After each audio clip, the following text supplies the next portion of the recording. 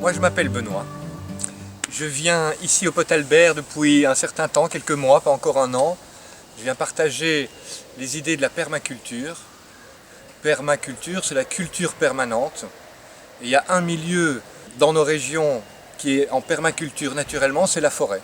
Dans la forêt, personne ne plante, on ne s'occupe de rien et ça marche tout seul. Donc il y a un processus naturel qui s'installe et c'est essayer de reproduire ce processus de la forêt sur un terrain potager par exemple, pour essayer de produire tout au long de l'année.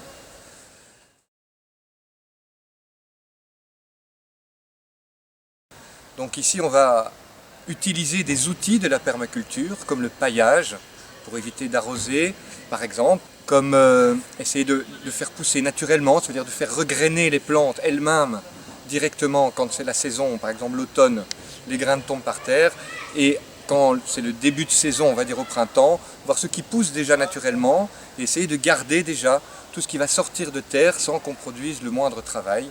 Essayer d'aménager autour de ces plantes qui vont venir d'elles-mêmes. Alors ici c'est la parcelle aux patates, comme on dit, mais on voit plein d'autres choses que des patates. Pourtant je n'ai mis que des patates et les quelques choux qui se trouvent là. Là il y a 2 choux. Et en utilisant le paillage, en reprenant des déchets verts qui se trouvaient un peu partout sur des parcelles ou dans les composts, en l'utilisant comme paillage, naturellement sont apparus toutes sortes d'autres végétaux comestibles, comme de la roche rouge, ici, comme des bêtes, ici. Ceci, là-bas plus loin, on ne voit pas vraiment, mais il y a des salades qui poussent au milieu. Il y a même un coquelicot qui est apparu. Ici c'est le coin des tomates, mais on voit qu'il pousse plein d'autres choses de nouveau. Moi j'ai juste pris le terrain, j'ai planté mes tomates et j'ai laissé faire avec le paillage. Donc ça c'est des patates qui poussent. Donc ça c'est des soucis, c'est des fleurs. Les tomates. Et cette année, alors un petit plant de courgettes ou quelque chose comme ça qui est occupé à sortir, là un peu de lui-même. Et cette année, les tomates, on va les faire tomber sur la palette et on va les laisser s'expanser sur la palette. Remonter de la palette, ça va sans doute se recoucher, ça va remonter, se recoucher et faire un buisson de tomates plutôt qu'essayer de les faire monter droit avec une structure.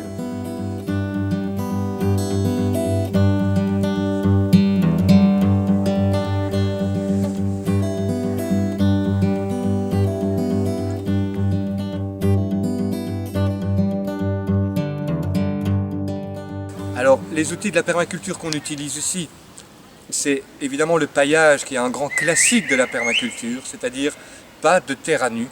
Il faut que sur la terre il y ait toujours quelque chose, soit ce qu'on appelle des déchets verts, des résidus, des feuilles mortes, des branches, ce qu'on enlève des parcelles qu'on n'aime pas.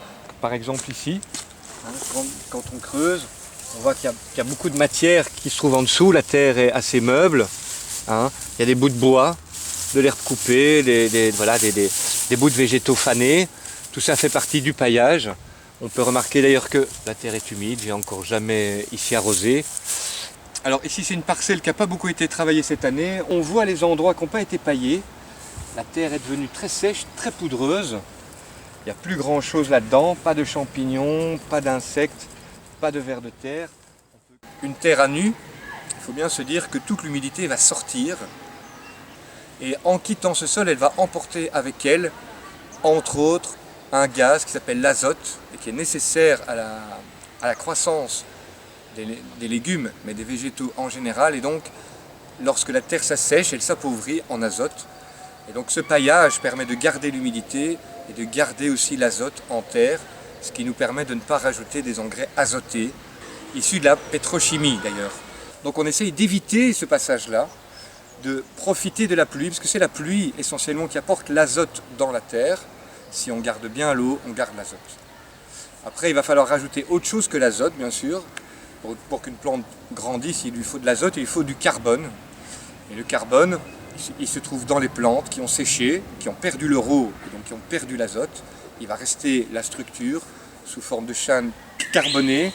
Et en faisant ce paillage, en mettant des végétaux séchés par-dessus, qui vont petit à petit s'intégrer dans la terre par le jeu des champignons, des bactéries, etc., qui vont pouvoir aussi mettre le carbone dans la terre. Un paillage diversifié en plus. Parce que chaque végétal a ses spécificités en minéraux, en potassium, etc. Et donc il faut un paillage diversifié, le plus diversifié possible. Assez gros, on dit traditionnellement il faut 7 cm minimum, mais évidemment le paillage diminue avec le temps, donc régulièrement on regarde à ce que les terres soient assez paillées.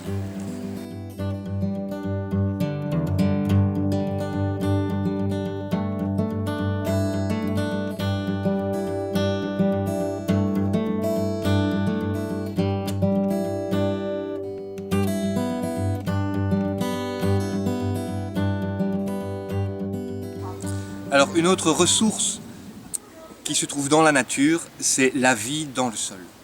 Les champignons, les bactéries, les vers de terre, qui ont besoin de cette humidité pour fonctionner, qui ont un ordre d'apparition. C'est d'abord les champignons qui vont digérer un peu la matière brute, les bactéries qui vont la découper, puis les vers de terre qui vont passer, et bien sûr d'autres. Là c'est les trois gros principes, mais là-dedans viennent toutes sortes de petits animaux qui vont bouger la matière, la mélanger, la malaxer, qui vont permettre à ces légumes d'avoir de la matière disponible dans la terre pour pouvoir eux-mêmes se nourrir. Bon, ici on voit des champignons, ici ils sont là, c'est des petits fils blancs, ici tout ça, il y en a pas mal. Alors ces champignons, pourquoi est-ce qu'ils sont venus là? Il y en a peut-être par là, mais on dirait moins, entre autres parce qu'il y avait du bois brut, donc du broyat, qui a été mis là. Et pour dissoudre ce bois, pour qu'il devienne du terreau, il faut des champignons. Ça, c'est le genre de paillage qui se prépare pour l'année prochaine. Il lui faut le cycle entier du bois avant qu'il devienne mangeable par des racines de plantes. Il va falloir qu'il vive tout le cycle. En dessous, on avait mis du carton. Alors, ça garde l'humidité, mais on ne va pas dire que c'est le carton qui va nourrir le plus fortement la terre. Donc ça c'est du paillage de secours, quoi. Quand on ne sait pas quoi faire, on met du carton.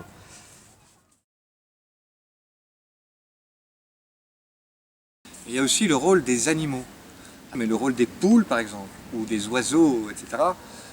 est assez important. Ils vont remuer la terre, ils vont engraisser par leurs déchets organiques, on va dire, le caca, le pipi, tout ça. Azote, carbone aussi d'ailleurs. Et donc cette année on a été chercher dans un manège des déchets de chevaux, du caca de cheval, du fumier de cheval, pour l'amener sur les parcelles et jouer ce rôle de l'animal qui n'est pas présent ici. Ce qu'on fait aussi, évidemment, c'est essayer d'attirer des animaux pollinisateurs pour les légumes qui sont en fait des fruits, comme les tomates, les courgettes, qui doivent se faire polliniser. Et donc on fait pousser aussi des choses juste pour attirer des animaux, juste pour attirer des abeilles, pour attirer des petites mouches, pour attirer...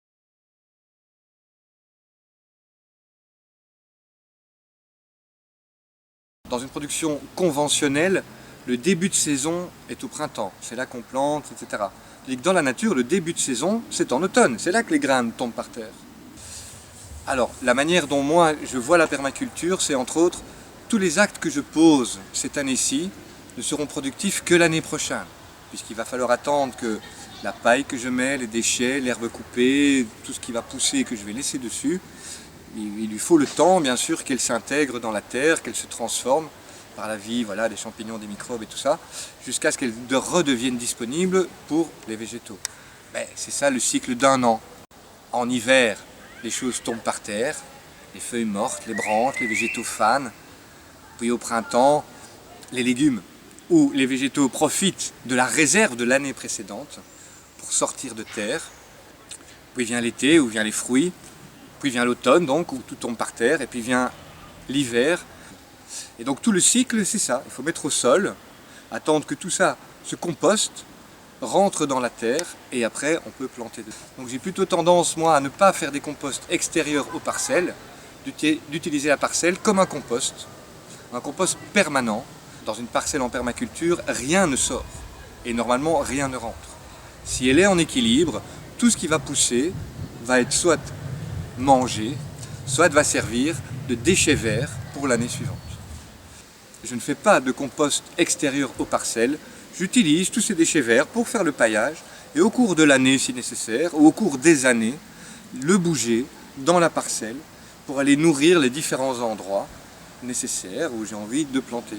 Donc il y aura toujours une zone de résilience où rien ne va pousser, ou en tout cas où je ne vais rien planter, parce qu'évidemment la nature étant riche, peut-être des choses vont pousser de ce compost. Et si c'est des choses qui m'intéressent, je les laisserai bien sûr. Mais si ça ne m'intéresse pas, je l'enlèverai tout simplement et je le redéposerai sur le paillage. Et je vais attendre qu'il vive sa vie et qu'il se retrouvera.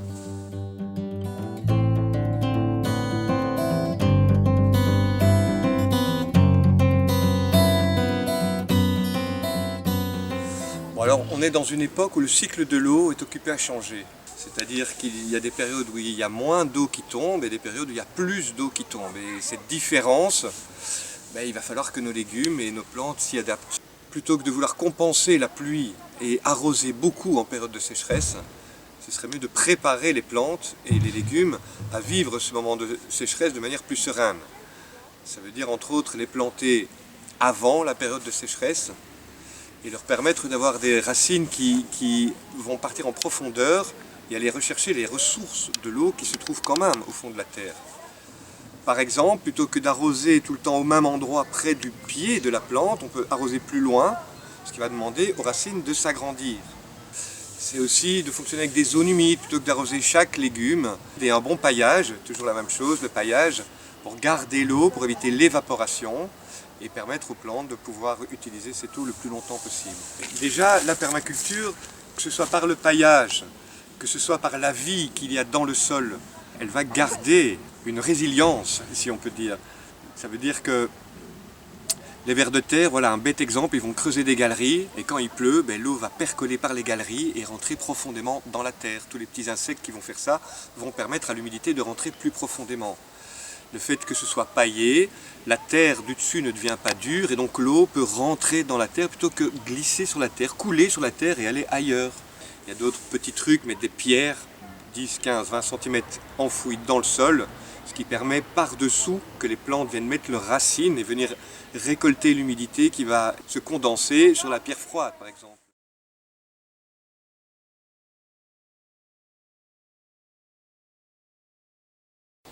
Un lieu en permaculture, c'est un lieu qui va essayer d'attirer un maximum de vie pour qu'un maximum de choses se passent en autonomie la plus possible. L'humain est juste là pour un peu diriger par rapport à ses besoins, mais normalement, la nature est faite pour fonctionner toute seule, et on essaye de faire ça en permaculture.